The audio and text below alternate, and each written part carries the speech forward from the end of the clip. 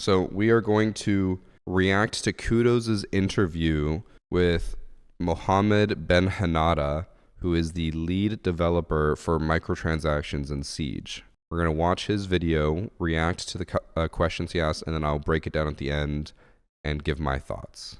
But we got to get something. All right, we got the whiteboard. So I don't really know what to expect in this video. I talked with Kudos a little bit about it when we were in Brazil, but didn't learn much other than that he interviewed Mohammed. We'll watch it all the way through. I might pause at certain points to talk more about it if it's at the end of a segment, but we'll see. Mohammed Ben Hanada, and would you like to introduce yourself and tell us what role you play in Rainbow Six Siege? Yes, of course. I'm Mohammed Ben Hanada. I'm the Business Strategy and Live Performance Director on Rainbow Six Siege. I basically oversee everything that has to do with the product management side of things. So everything that touches a little bit the business side of things at the studio. Some microtransactions. Those teams. So that means, for example, our monetization team, our esports strategy team, so the team that oversees the R6 Share program, for example.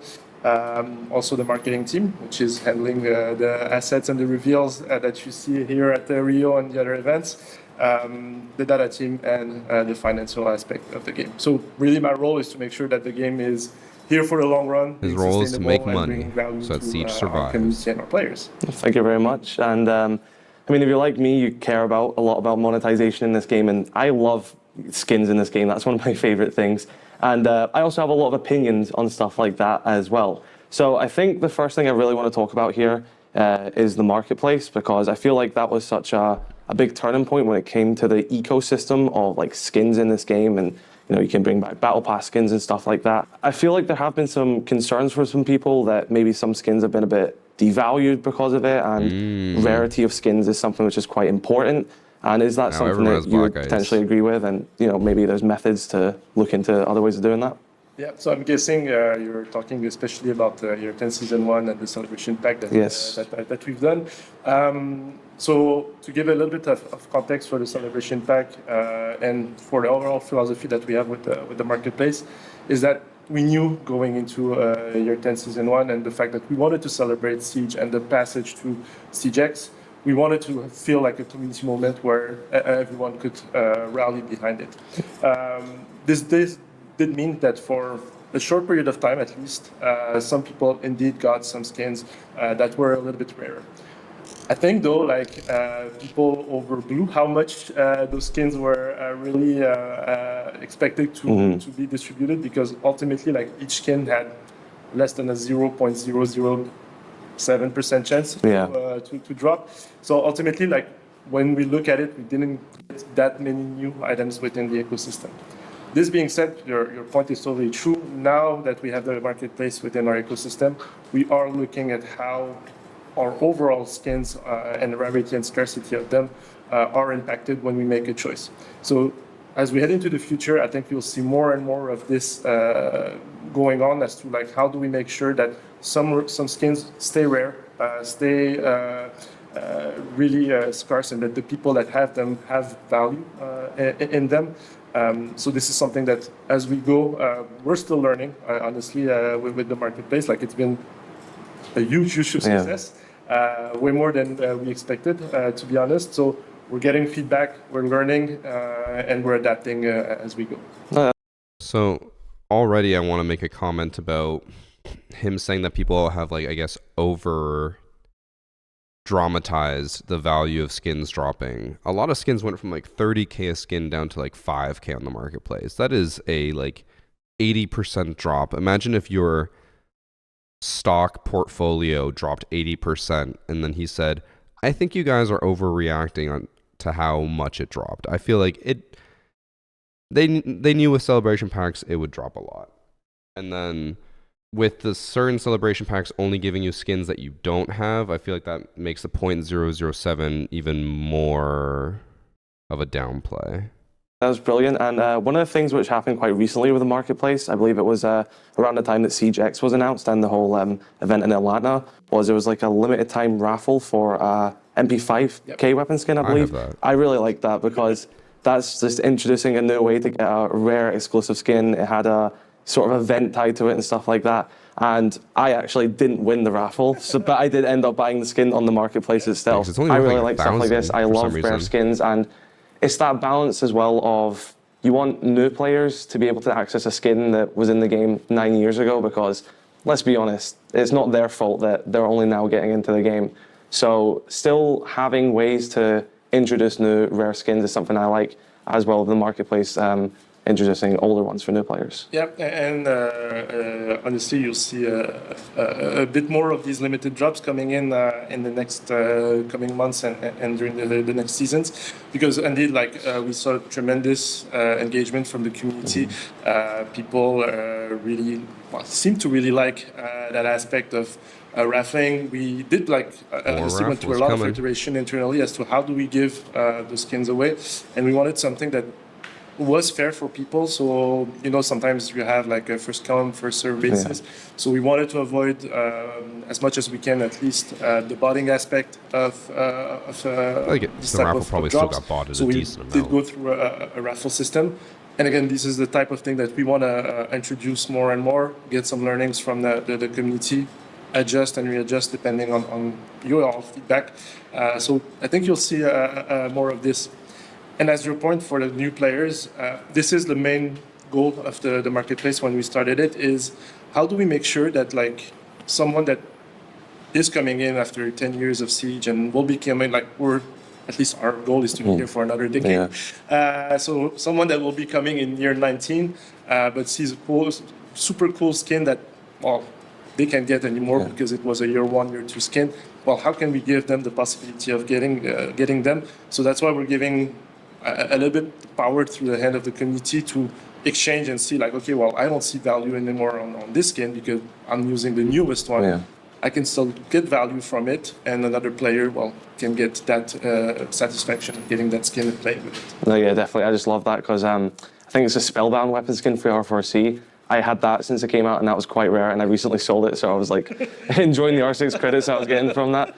No, how did you even get the spellbound skin? I can't remember. It's not really sure how you had to invite people, right? What you could give here, but is there plans to potentially maybe implement the marketplace more in-game? This is something that we are looking into as to how and in which way does it make sense to implement the marketplace in game. Let's be honest, it's a super heavy feature in terms of navigation and stuff like that. So the main blocking point is more so the console player base than the PC player base. If we were only on PC, it wouldn't be that much of an issue. But how do we make it so that the navigation on console makes sense and works? So it's console limiting. When we're looking at the design PC and Siege, how do we bring it to the game? This is one of the main concern or main thing we're looking into.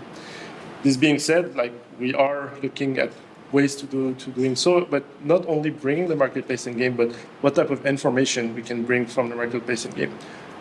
I'm not saying this is coming in the short term, but you can imagine what if in your locker or in your inventory you can see this skin that I have has X value on the marketplace. It has been traded this amount of time. So this is the type of thing that we're starting to dabble as to what can happen if we're merging the marketplace within the game.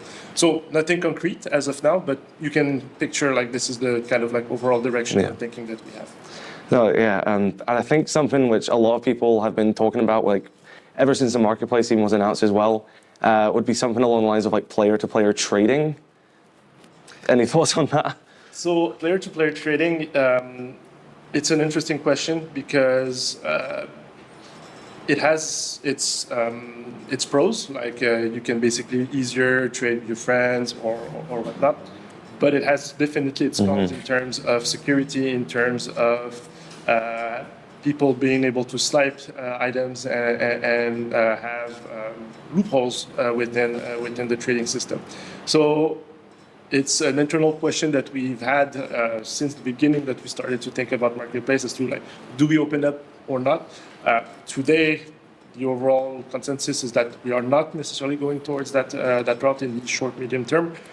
But as anything, we'll monitor, see how, if there is an opportunity at some point that it does make sense. And if it does, we'll implement it. But for now, at least, our main goal and objective is making sure that it's a as a secure environment as it can be, first and foremost, for players.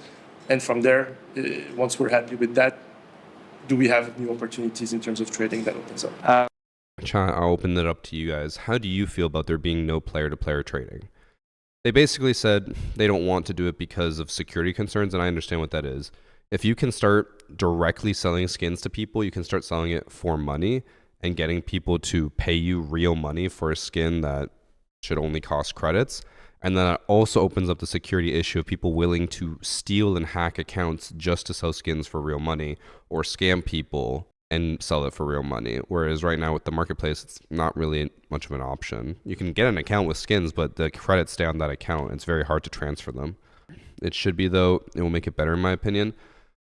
I think the only thing you would get out of it is that you could sell it for money, but I mean, I don't think that's necessarily a good thing.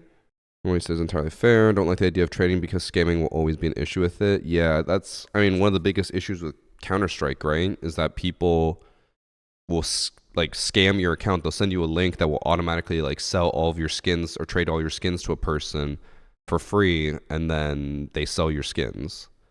I would rather not have scammers take over Siege. I really don't see when anyone would ever want to use player-to-player trading unless it was to sell skins for real money or to scam people. I'm going to sort of like use the marketplace to segue into a point I want to talk about, like with battle passes. Obviously, we just talked about it gives people access to older battle pass skins, which they may have missed out on just simply because they didn't play the game at that time. And I want to think back to when we got our very first battle pass. It was a free sort of 10 tier one about Harry. Oh my God, I don't remember that at all. Battle passes, of course, being limited time, but with the marketplace sort of allowing wiggle room as well for stuff like that. Is there possibilities to have maybe smaller celebratory battle passes, which are like 10 tiers long? It can be purchased outside of just the main battle pass, and it can be like, I don't know if I want more battle a Rio passes. Reload event battle pass, and it's available for like 2 weeks, and that stuff then, can go on the marketplace afterwards. Honestly, good question, because we haven't necessarily thought of it that way. For now, like we are looking at in like how do we reward players and how do we have elements of whether it's the drops or events collections and stuff like that that are engaging. So we're always looking as like what is I the don't think next, I want more battle thing in terms passes. of, One is enough. engagement and rewarding I think the one that players, we have we is garbage compared to so. honestly didn't see the battle pass or the format of the battle pass that way, but could be something interesting to explore. So I'm taking the point back, and we'll see if there's a path forward for this. No, that's brilliant, yeah, because I love grinding for stuff, and if there can be like new stuff, and I play the game quite a lot, so I finish the battle pass quite quickly, especially when I stack some boosters and stuff like that. So like getting more progression is always a plus side in my opinion, and I think that's something like the badges have done really well right now. It's like it gives me something to play towards. I personally disagree with him about adding more battle passes. I think this game is already monetized more than enough, and I don't think adding mini battle passes in the middle of a season would be great. I personally think that before they even think about doing something like that, they need to work on improving the current battle pass, because I think most of us can agree that current battle passes are pretty shit. You get one maybe okay skin, depending on how much effort they put into the flagship skin, and then you get like a bunch of random bundles that are garbage, and charms that you'll never use, skins that look like someone like shit on a napkin and then put it on a gun skin. Like they are awful.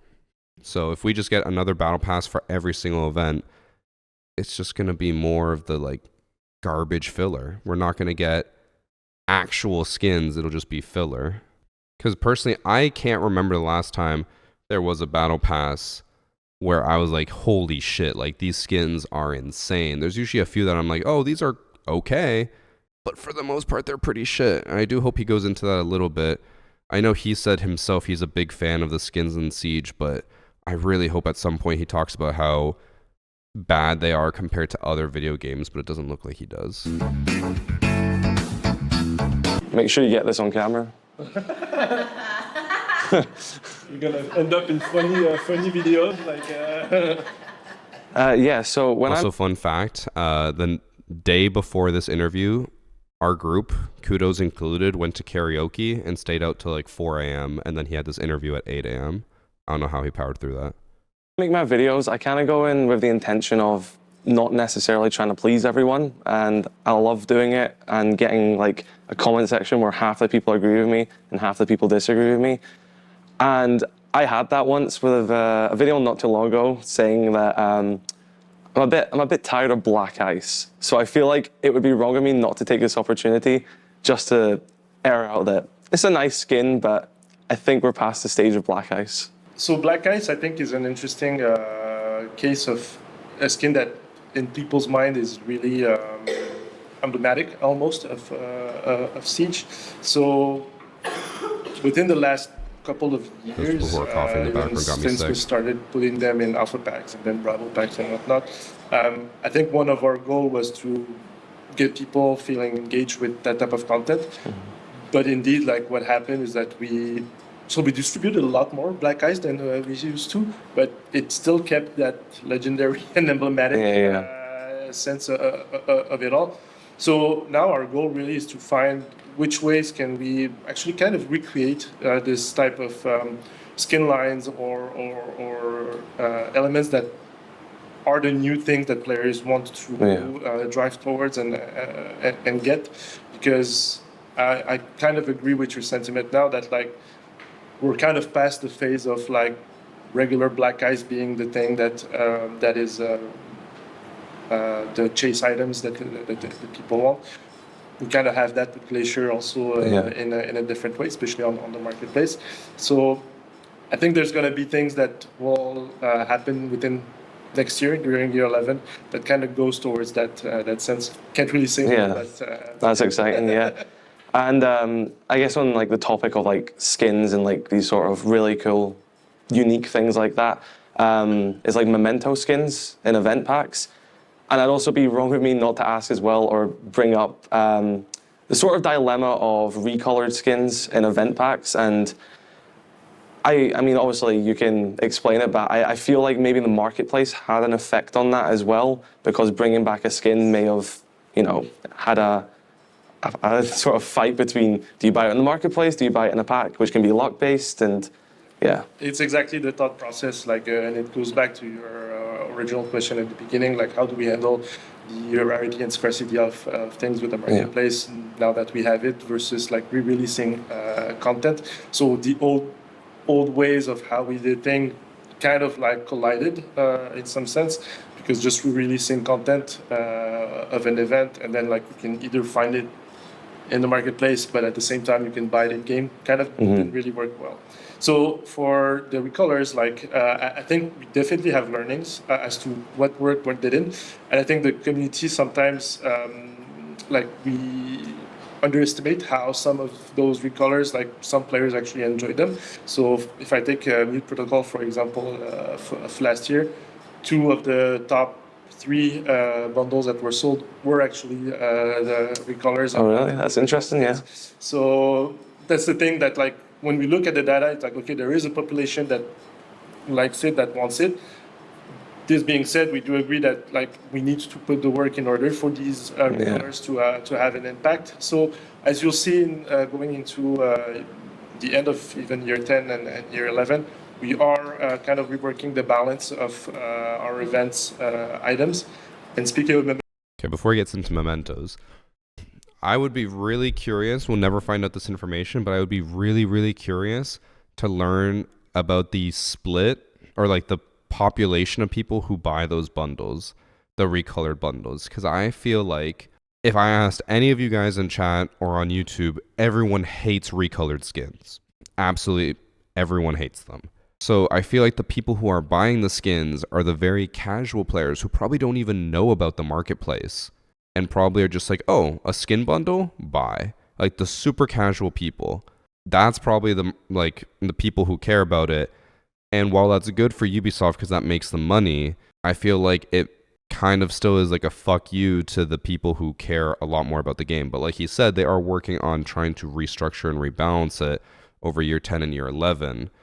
But I feel like you can't just look at that data and be like, everything is good because people are buying it, because you would have to look at the actual core data and be like, who are these people?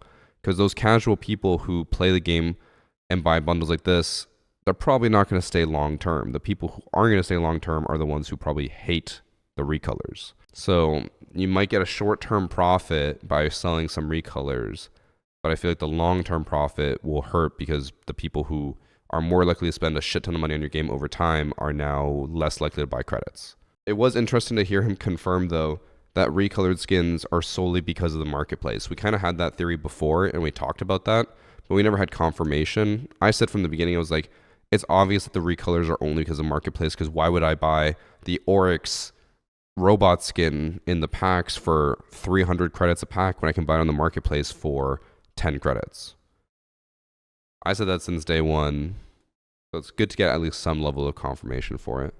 Memento, I think you'll have good surprises coming in during your event. So that's exciting. Stay tuned for that, but I think you should be pretty excited about this. I've collected all of them so far, so I'm not going to stop anytime soon. So you said Mementos, you should get some good news in year 10 and year 11. Mementos, I'll quickly talk about as well. I don't mind the concept of Mementos. I do think a lot of the skins are kind of meh. And again, this goes back to the whole thing that I said before. I do think skins in Siege in general are just bad. And I'm not trying to shit on him when I say it. It's just like the Siege skins need a huge amount of work.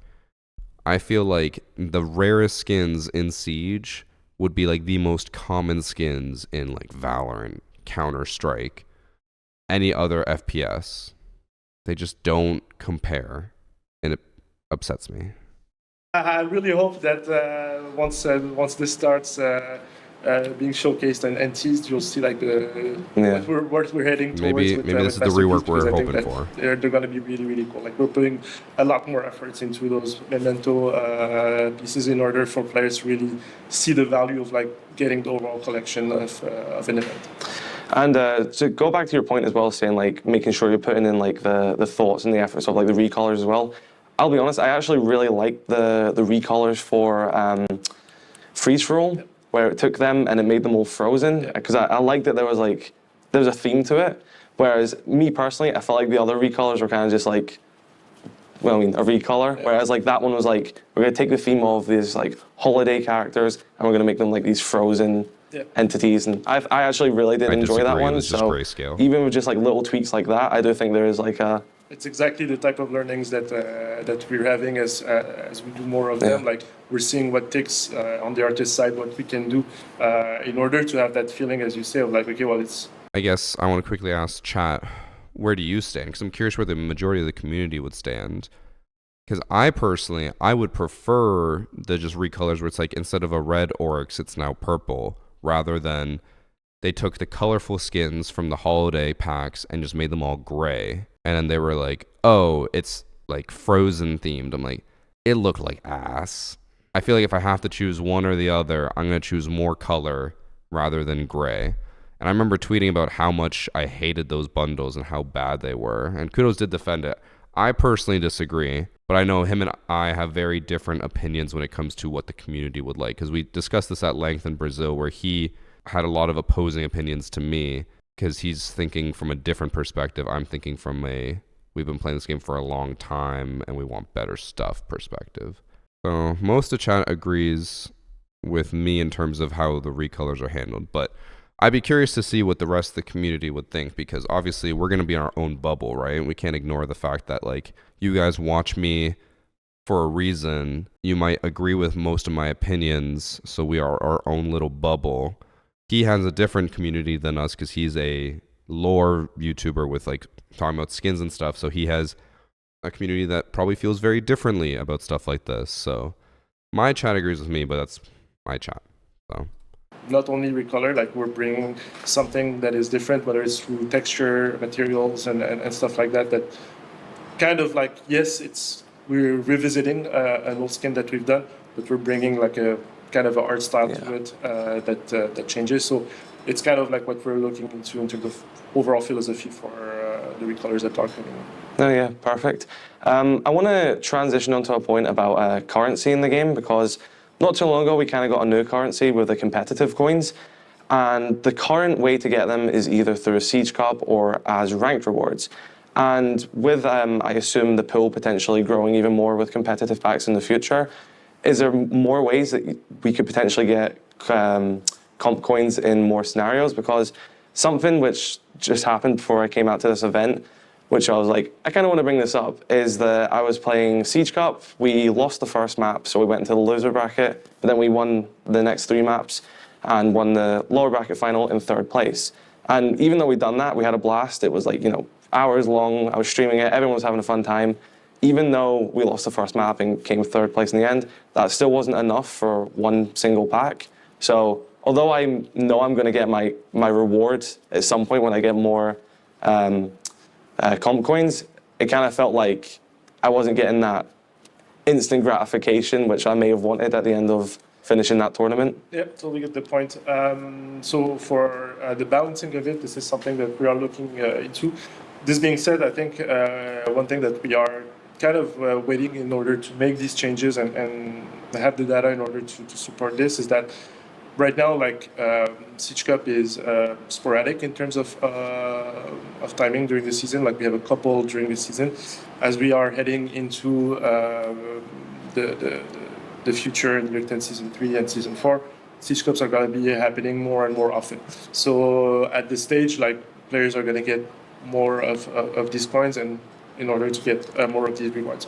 But we want to see like how do players engage within this. Like once Siege Cups are running more often, do players actually, it's a weekly rendezvous and they are playing every week, or actually like I do my monthly Siege Cup and I'm done for the rest of the month and see you next month. So as soon as we have this type of learning, then we'll adjust the balancing, because the goal is for the players to have a sense of being able to get the rewards that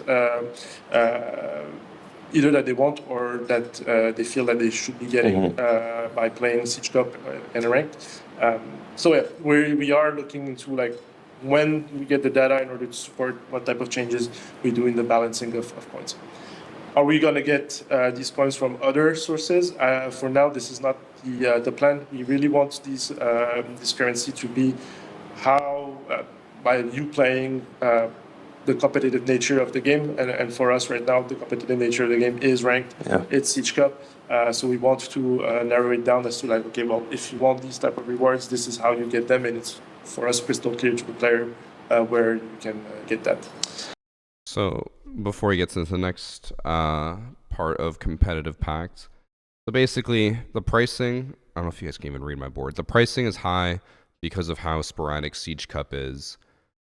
They did say in Season 3 and Season 4, Siege Cup will be weekly, I believe, which means that if you play an S tier and you win consistently, every week you could get 1 pack. And then by the end of a season, if you played every single Siege Cup, you could get 12 packs total. I believe there's only like 30 items. So within one season, you could get a third of the pool of items. And then, so you'd have to play for almost a year or like 3/4 of a year to get all of the competitive items. I feel like that's a lot. I feel like even with Siege Cups happening weekly, I think that's a lot to ask. To play every single week and win at the highest level to be able to afford all of the packs. Now, that's not counting the coins that you get through ranked rewards each season, which wouldn't be that much. It'd be like maybe 1 pack a season. I feel like still something needs to be done. I don't know if he's about to talk about this here. I'll play the video, but I do hope he mentions something about how terrible the competitive pack content is. Like, the skins in there are straight up horrendous. It is just terrible. Yeah, so on the topic of like you getting them from like ranked rewards as well, and we've had some in the past seasons like headgears and stuff like that. That's progression for a lot of people who like to play ranked, but there's a lot of the community who just like to play quick match and standard. And I think a lot of people love the idea of having like operator skill tree of not like, you know, you can upgrade perks and stuff like that, but like at this level you'll get this certain headgear for Doc, and then the uniform, and then the weapon skin and stuff like that. Similar to ranked rewards, but not limited per season, and it can just be done in any mode, and potentially even dual front as well, which would be a really fun sort of aspect for that as well. So what you're describing is a little bit like a kind of a mastery system. Yes, that's the correct term. So it is something that we have internal discussion all the time as to how do we engage players on their favorite operators in the long run, as you say, more than a season or a match or whatnot. So showcasing that you've mastered an operator. So I don't have anything to say or announce right now that is concrete, but know that it is an ongoing discussion that even internally, our dev team is really pushing us to seek something that is towards what you're saying, because they're players also and they want to showcase that they have their favorite operators and that they master it. So at some point, I wouldn't be surprised if we have something that goes along the line, but nothing concrete for now. That's sick. I would love it one day. Yeah, so he doesn't mention the contents of the competitive packs. I understand why he probably didn't. As someone who did one of these interviews, it is obviously treading a line. You don't want to just say hey, this is shit. But I do think he could have at least mentioned that I think most people would agree the contents of the Siege competitive packs are awful. They just straight up are dots. It's literally their uniform is just dots and that's it. So I feel like they could have talked about that, but I guess he didn't want to talk about it. Mastery system would be cool. I'm a little afraid because it's the monetization person talking about it that they would monetize that somehow. But he also works on skins and stuff in general, so maybe that would be a free aspect. I mean, I would be a little worried about that being more microtransactions, though. It's hey, you grinded all this time, you got your Thermite mastery, pay $10 and get this thing for him. I hope they don't do that. Also, I feel like the compact should include a random esports skin as a legendary pull that changes every season. I don't think they do that because they wouldn't want to devalue the Pro League skins, and the whole point of buying them is to support the team. If you get it for free, you're not supporting the team. I do think that they just need to add anything. In general, I think packs across the board are just bad. Bravo packs have bad skins, Alpha packs have bad skins, competitive packs have bad skins. They just need to make the skins better. It really says, I think, a lot about the Siege cosmetic atmosphere that the packs with the best skins in a long time are the year 10 celebration packs that have skins from 10 years ago. And we already mentioned this with Black Eyes. If we are still so hung up on these old skins because they were the best skins, then something needs to be done about new skins. We can't just have terrible new skins and then just still honor these old skins. Make good skins again. And I don't know why that's not the case. I'm not trying to shit talk the artist team or whatever, but if you're competing with your colleagues from 10 years ago, then something needs to change. You need to step it up, or the system needs to change. The only thing that I can say perhaps would be an explanation is that there's a possibility that they are completely reworking how the engine handles skins, and that's why skins have been so ass for the last year. And then with CJAX, we're going to get some crazy good skins. That is my copium. I hope that happens. I doubt it'll be the case. One of the latest sort of monetizations there is the membership. And I've made my stance on the membership clear. I actually think a membership's a good thing. I have always said that I think Siege does it in a non-predatory way because you never are forced to pay for an operator. You don't have to pay for maps. You don't have to pay for new weapons. It's always cosmetic based, which is a choice of the player. As someone like myself who likes skins, is happy to pay for skins, I like it. But there's also a bit of a disconnect, I'd say, from what you're buying and the quality of what you're getting across months and stuff like that. So I think the statement is something that we are gathering feedback from the community. We're looking at what works, what doesn't, and overall, I would say that I tend to agree a bit on the statement. So as we are heading into year 11, especially, it is one of the area of focus that we want to revisit what that package is for membership, what drives value for players. So this is something that we are actively looking as to how to make this membership evolve through time, because we do see kind of like your point. Sometimes the value of it is super well known for players in the first month. They're getting their battle pass, and a lot of the players are doing and getting membership for that reason. But I think we're not giving them necessarily a strong enough reason to still keep engaged the rest of the season or rest of the year. So this is something that we want to at least try to bring something new in year 11 to see how the community reacts, get some learnings. And as always on Siege, like, we'll iterate and learn from what works, what doesn't. And I think some cool things were introduced for that as well, because if I'm not wrong, the membership was the first time we saw animated player card backgrounds as well. So it's really cool to have like new methods and new ways to implement new forms of cosmetics, even in like a aspect of, you know, player card backgrounds which already existed, but it's a new twist on it. Something I want to talk about based on like different cosmetics. I am on the fence. I personally disagree with a few things that Kudo says. I agree with some others. I agree with his whole stance that like Siege monetizes the game in a non-predatory way. It's true. You don't have to buy characters, buy maps, buy anything. You just pay for skins and it's all completely optional. That being said, I disagree with the value that he slightly mentions that the membership has. I think membership in general is just horrendous. My biggest issue, my biggest gripe, which I don't know if you can read it here, they reuse skins for the membership.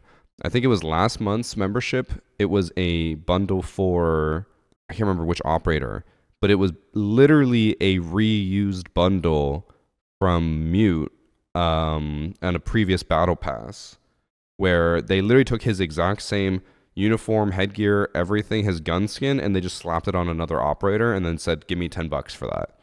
Oh, it was for Legion. You cannot possibly defend memberships in that sense when they are just rehashing old content and then charging you $10 a month for it. That is a terrible deal. I also don't like the fact that membership is kind of like you have to continuously subscribe to get the full benefit of it, on top of what is already a thing in the game where it's like they already charge you for individual skins, and like the battle pass was already charged for, and then people will make the argument, well, it's like, oh, well, membership's the same cost as battle pass, and that's what he even said. People buy it in the first month just to get the battle pass, which is fair, but like battle pass was $10 a season, and now membership is $10 a month or more. I think it's $12 a month.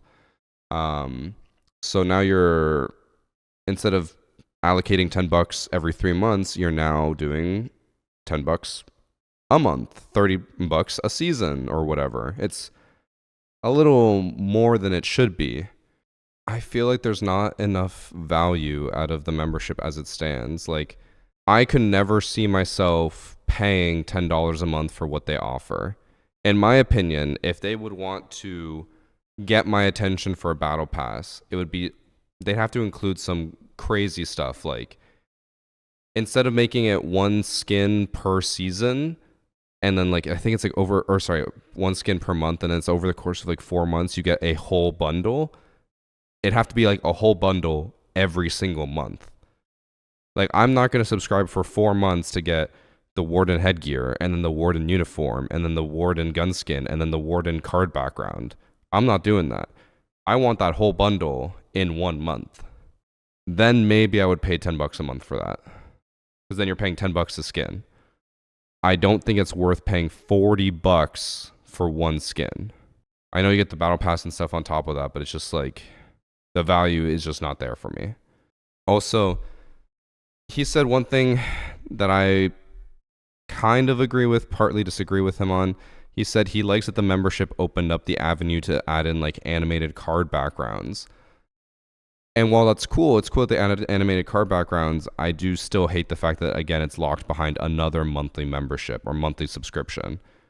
I don't want that it's like, oh, if you want an animated card background, you gotta subscribe, and if you don't, you're only gonna get plain static ones. It's like, that should be something that's available to the game as a whole, not just locked behind another monthly subscription. I don't need another like Netflix subscription just to get an item that should be available as a whole. So that's maybe a different topic. I don't know. Thanks for Subsmincy. I know I probably sound like I'm disagreeing a lot with Kudos on a lot that he's saying, but I do think him and I have very opposing views when it comes to monetization in Siege. But it's important to note that my overall take on monetization in video games as a whole is overly, I guess, cynical and negative. Whenever I play games, I never buy cosmetics. I've only ever bought cosmetics in like 3 games ever. In Siege, because it's my job. If I didn't play Siege for my job, I would not buy cosmetics in it. I bought skins in Smite because I had played the game for 10 years and was like, fuck it, I'll buy some skins because I've been playing this game for free for 10 years. And then the third game was Marvel Rivals, and again, that was only because I was making content out of it for my Variety channel. If it wasn't for my job, I don't think I would ever buy skins. So my perspective on all this is what Chad just said. It's more of like, I think the average person, because I think the average person doesn't want to buy skins. So he is defending a lot of their practices, but I think it's from the perspective of someone who loves to buy skins. Right now, I'm looking at this as a way for, they have to basically try to convince me that it's worthwhile. And so far, majority of what they say are push for memberships and stuff, none of it seems worthwhile to me. Like items instead of like headgears, uniforms, weapon skins, all that, is gadget skins. And also when it comes to making an operator skin a bundle compared to an elite skin. So like when you had the Yakuza crossover skins, one of them was an elite skin, one of them was a bundle. But the major difference between them was just because the elite skin then gets an MVP animation and a gadget skin, and I think a player card as well. I can't remember if the other one had one or not. So is there a major sort of challenge in, do we make this a bundle? Do we make this an elite skin? Does an elite skin have to be more of a theatrical, like this is a big thing compared to a bundle, which not saying it isn't a big thing, but maybe it's a bit of a lower echelon. Yeah, totally get the point. And you've put the point on it. It's really a matter of like, where do we put our resources, especially on the animation side of things. A game like Siege has a lot of animation needs across the board when you do a remaster, when you do any operators, and we need to manage how many of those we can do. So that's why pretty much Elite Skin, we've had 2 of them every season since as long as I can remember, or as long as Elites almost came. I think the first season we had 3, but ultimately after that the rhythm was 2, because it's managing our capacity. And at the same time, like I could be wrong, but I think he's wrong. But I'm fairly certain in the first few years of Elite Skins, it was 3 per season. It was 1 when the season came out, 1 halfway through, and then 1 before the new season. I don't think it's been 2 majority of the time. Maybe in the last like 2 years or 3 years, sure. But I'm pretty sure Elite Skins were always 3 per season for a long time, and then they scaled it back. Actually, I remember specifically saying that, where I was like, if they release 3 Elite Skins per season, but there's 2 operators per season, I was like, we'll eventually catch up. And then they'll either have to re-release or like release extra Elite Skins for each operator, or they're just not going to have enough. So I'm pretty sure the first few years were 3 per season, but maybe he started later. I don't know for sure. Our goal is to, yes, have some opportunity in terms of licensing for Elite Skins to be showcased when we think there's a really, really cool value. Master Chief is a great example of it. Like, I think it brought like the character to life within the game. But we need to see that value in order for us to make that extra effort to put a victory dance and whatnot. This being said, like, it's something that we always relook into as to like, how do we balance things out. And for elites, like, our main goal is still to, it's one of the kind of canon, for the most part, bundles that we have within the game that is tied to either the lore, the narrative, the character themselves. So we always have to find that balance of like not going overboard one way or the other. Like not all elites will be licensing elites, or else like we are losing that space of historical or narrative kind of top tier bundle. And at the same time, when there is opportunities, we want to be able to take them when we can. So that's I feel like wasn't his question more about why are some bundles elites and some aren't? And I feel like he's answering more about why some of them are licensed and some of them aren't, like collaboration ones. Because I feel like Kudos was like, oh, when we got the Yakuza one was an elite, one wasn't. Why is there a difference? But then he's saying more like, Mohammed's answering more like, oh, not every elite skin will be a licensed elite skin, but we want them to be good. I feel like I don't think he answered the question, the original question. The balancing acts that we do.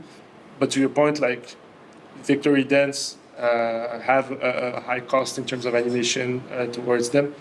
Honestly, if we could do all of our bundles really in an elite with our own Victory Dance, I would love so. Yeah. But just that how it works. Because I think he's also asking about gadget skins and dances. Make everything fit. So you mentioned sort of well keeping like the lore sort of thing. Yeah, I don't think he really answered the question, but I also understand where he's coming from, because like in these interviews, usually when I did mine, like, you know, you ask a question and then there's a lot you're asking and then they have to answer in a reasonable time without like fumbling too much. So it's like it's hard to like say everything and maybe you get lost in a little bit, but I feel like he didn't quite answer it. I would like to hear more about gadget skins though, and like why. We mentioned it before, like the hammer in Doctor's Curse should be a fully purchasable skin. You should be able to buy just that hammer skin and have the Doctor's Curse hammer. Same thing goes for like other operators. I could see them doing something like, I don't know, just you throw any operator out there, like, oh, Thatcher, let's make a gadget elite skin, or not elite, like just a gadget skin where instead of an EMP, it's like a rubber ball or something. You just like throw it and it like squeaks. I mean, maybe not something like that, but like, you know, it just looks different. You can add stuff like that without it having to be its whole own bundle thing. Like, just, I feel like they should do that. I wish he had answered that more, because that's one of the few things I wanted to hear about, and he kind of skirted past and talked more about licensing skins. Or yeah, a holy hand grenade. That would be that'd be like a Worms crossover. But yeah, stuff like that. Just like, why not? Instead, he kind of talked about licensing, unfortunately. Versus like maybe some other stuff, and having that balance as well. And I want to maybe sort of look back to the Battle Pass as well, because you've definitely seen one of my favorite Battle Passes was Operation Vector Glares when Sense was added, because it was very heavy on the Wolfguard theme. Like there was a consistent theme across the Battle Pass.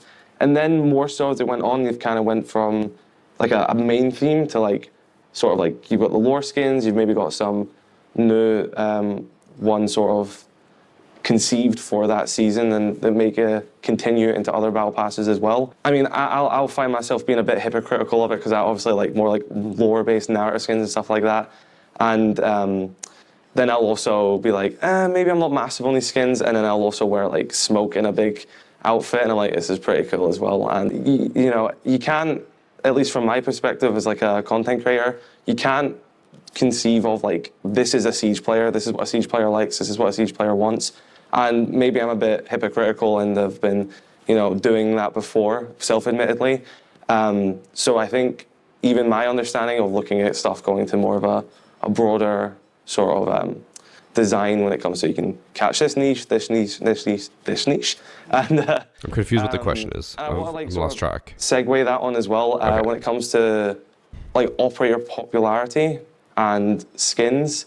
So like obviously Clash is getting a remaster in Year 10 Season 2, and for a while Clash hasn't had really many cosmetics, but I imagine this remaster will grow her in popularity, and we know how many skins Ashe has due to her popularity, and Smoke as well, Lion as well. So is that something that is majorly like considered when it comes to like making Battle Pass skins and you know? Okay. So there's a couple of topics that we can dig into within that question. The last point of like operator popularity and skins, it is one factor that we use within like the overall formula of like which operators we put skins. But obviously like operator popularity has an impact, because especially when we're talking about things like Battle Pass or whatnot, like we do see the data that players like will get a battle pass or will engage in the battle pass when they have an operator that they're playing versus when they're not playing.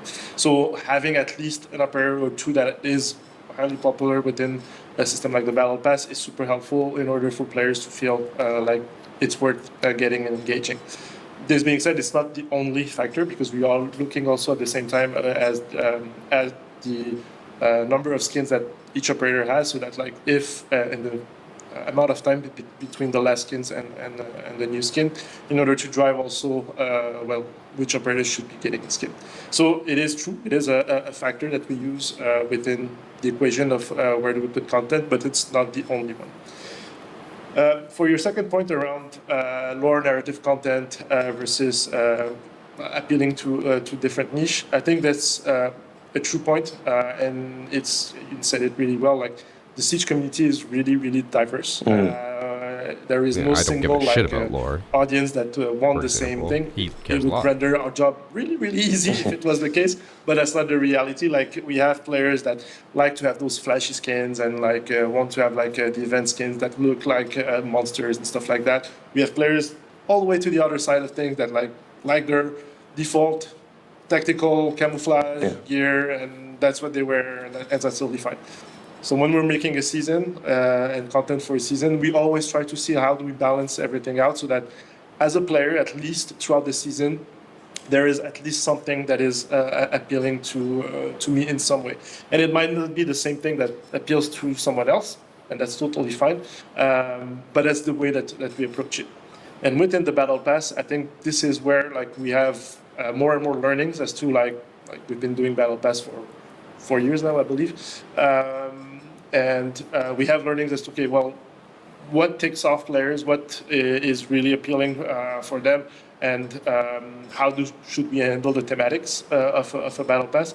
So this is an ongoing discussion we have with our direction team as to, okay, well, for the future, now that we have CJX and going into free access, how do we handle the battle pass in order to have something that is maybe more cohesive in terms of offering, and that maybe is a little bit more targeted in terms of skin lines, and that we have other but other means of distribution for other type of content. So this is an ongoing discussion with your direction, and you might see the results of this heading into the end of year 10 and beginning of year 11.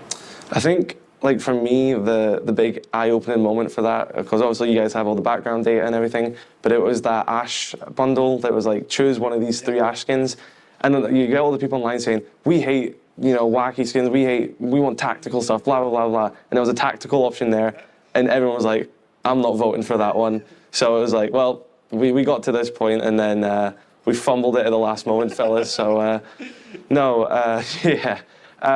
I get what he's saying, but doesn't that mainly mention what he said before, where he said that the community is really diverse, so some people like wacky, some people like tactical. And I think that just proves his point from earlier, where he says, like, people want tactical skins, but the majority of the community doesn't. They want wacky skins, which is why they voted for the wackiest skin. So I feel like that kind of proves his point, but then he kind of, I guess, maybe forgets his point, or is saying that maybe his side lost that fight, but yeah, out of those 3 skins, I still think 2 was the best, but 1 won. We have a visitor. Wave hi. Hello. Look at the camera. Oh my god, she hates you guys. Weapon inspection is a major feature coming in CJX, and of course, cosmetic-based weapon skins are a major part of Siege.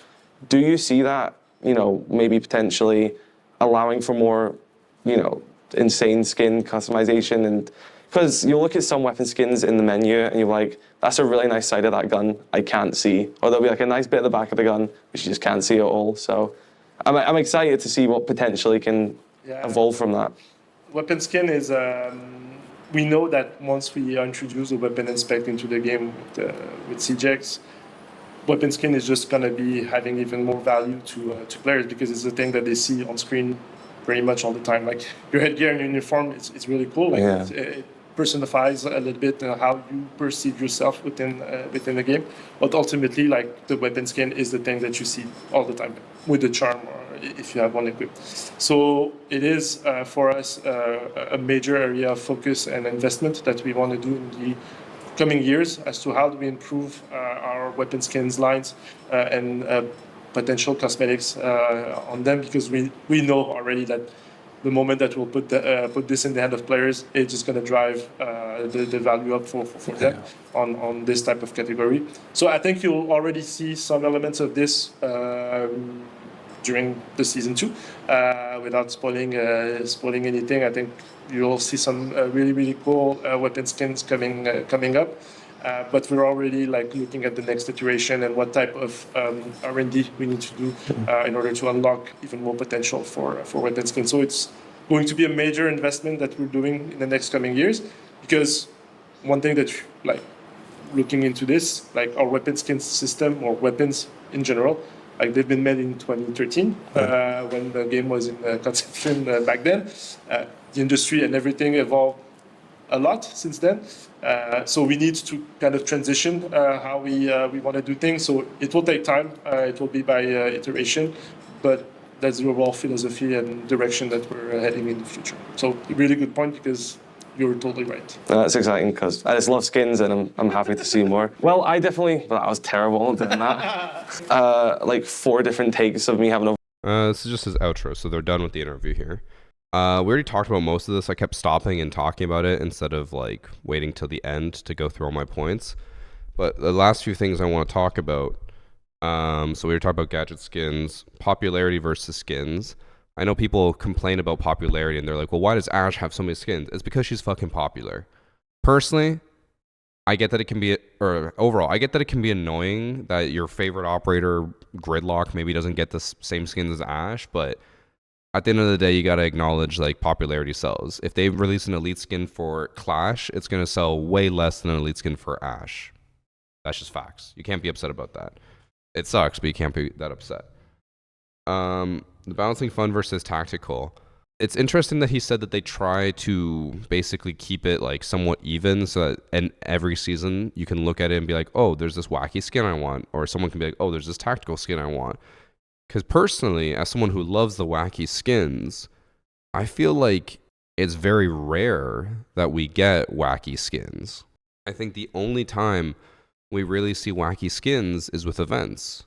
And since events have mainly been recolors, there haven't really been that many. So Doctor's Curse, the Muppet one was really good. There have been some other events with some wacky skins. Those are the only times there's wacky ones. There's never a wacky skin in the battle pass. There's never a wacky skin in the membership. So it's if you want something fun, I feel like even though that seems to be the majority of the community, it seems to be the smallest amount that they put out, which I feel like they should just put more out. Weapon inspect. What I would have loved for Kudos to mention, but unfortunately he didn't, is why the weapon inspection, to put it nicely, is not that good.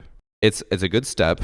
I'm happy they added it, but I really hate that the weapon inspect is instead of holding everything out and seeing everything, you put it down a bit and you still can't see half the gun. And then they turn it and then all you see is the barrel. It's I want to see everything. I want to see the entire skin. So I don't care if your arms go like that. I want to see everything. Show me everything. And then it doesn't help that the animation is the exact same for every single gun. So I wish they would have put a bit more effort into that, but he said himself that apparently animation, or the weapon inspect, is the first step into getting better skins, so whatever. Which then brings me to my last point. He said the skins and the guns were all made back in the base of it was made back in 2013 when the game was being made. And he's it's time that we transition and upgrade things. What I want to know is that why are they only just now saying it's time to upgrade and transition into this new era of skins 10 years later? I feel for a long time people have been saying the skins have been kind of meh and need to be upgraded. And it's why is it now only in the year 10 of Siege? Okay, it's finally time to do this. Especially when monetization in skins is the one thing keeping the game alive. Why are you waiting that long? I think the marketplace really put into perspective how much people want better skins. And I think, again, it should really emphasize the point that Ubisoft really needs to look at the only skins people care about are skins that came out 8, 9, 10 years ago. How is it that not a single skin in the last 7 years comes close to competing with 8-year-old, 9-year-old, 10-year-old skins? And I understand Kudos said he's like, well, I'm getting tired of Black Ice. I kind of am too. But the fact of the matter is that no skin even comes close to that. Why are they, I guess, focusing more on devaluing those skins with the marketplace and like making it more accessible? Because he even said earlier, and I didn't really mention that too much. Where was it? Down here, he said they intentionally watered down the Black Ice by adding them to Alpha Packs, Bravo Packs, and making them like way more common. But even with that intentional watering down, like they didn't bring out anything to replace it. They didn't bring out anything that was going to be the new, better skins. They just watered down the old skins, and then they're like, all right, job's done. So it's like, why are we still getting, no offense, trash? We need better skins. Just come out with more skins. And honestly, again, this is coming from the perspective of someone who does not buy skins in any game. So maybe I'm not the person to be talking about this or asking about this, but is it not like very shocking that Ubisoft or Siege has survived this long with how bad its overall like cosmetic system is compared to other games? Because you see other games like League, Valorant, Call of Duty, Battlefield, and their cosmetics and how crazy they can be and how many people love them. And it's just like Siege literally just releases like plain skins and people will still buy them for whatever reason. It's like, I feel like that is incredibly lucky that Siege has lasted that long. I think even though a lot of people complain, and I think rightfully so, about the cosmetics, the fact that Siege is still alive is insane. And I think it could do even better if they just made better skins. They added 3D gun skins, and then all they did was add like shut up, CC. All they did was add like one little like bolt that extends out to the side, or like they had like a one dragon skin that comes out. It's like, okay, that's cool. It's like, it's 3D, it's a dragon. And then they just never did that again, and they never added anything to it. It's like they could do so much, they could add so much. But even with the 3 skins, it's still just like one skin per season, usually in the battle pass, and it usually doesn't look that good. I already have an idea. I don't think I would get any interview with Mohammed anytime soon, since he just did one with Kudos. But I already have so many ideas for like what I would ask him in an interview. I would say this. I'm not trying to, you know, shit talk Kudos or anything, because he is such a fan of like skins and stuff like that in Siege. I do think he was a lot easier in this interview than I would have been. But again, we have very different perspectives. He is like, he loves the skins, he loves the lore. I hate lore. The skins I think are really bad in Siege, so I would come in like probably a lot more hot and heavy on this one than he did. But I would love to like pick his brain, Mohammed's brain, about some of the decisions, because like I find a lot of them very questionable, and I think monetization in Siege could be improved a lot more if they just changed a few things. Oh, that's my end rant. I don't think there's anything more to talk about in the video. I still think it was a good interview overall. It's very interesting, and I know, how do I phrase this? I already saw some comments on my Twitch chat, and I'm sure we'll get some comments on YouTube when this goes up as well. People saying that Kudos is a sellout or whatever. I wouldn't necessarily agree, because I think he just is passionate about this part of Siege, whereas the rest of us are more pessimistic about it.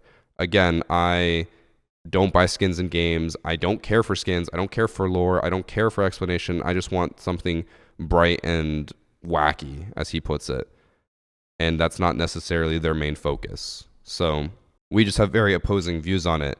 He loves this stuff. Obviously, he's going to be more hyped about it. He even said like a lot of things he likes, which are things I don't like, but I just don't share that view on it. So it's not necessarily being a sellout. It's just what he enjoys about the game, you know? So don't be mean. I think it was still a good interview. I think he asked some good questions. I do think a little bit, it was just like my Alex interview. There were times I asked Alex a question, and then it got so like long-winded in both the question and the answer that we didn't really end up answering the original question. And the same thing happened here. It's just bound to happen. So while it sucks that we didn't get some of the exact answers we wanted, at least we got some insight. And overall, it's better that Ubisoft does things like this If they keep doing interviews like this, I think this will be a good step forward for the community, because I think interviews between creators and developers really helps bridge that gap so that the community can understand the developer mindset a bit more, instead of just being like, the devs don't care and it's fucking garbage, stuff like that. Like, I think this is overall good and they need to do more of this. Ubisoft, if you're watching, let me know. I'll always do more interviews. I'm always down.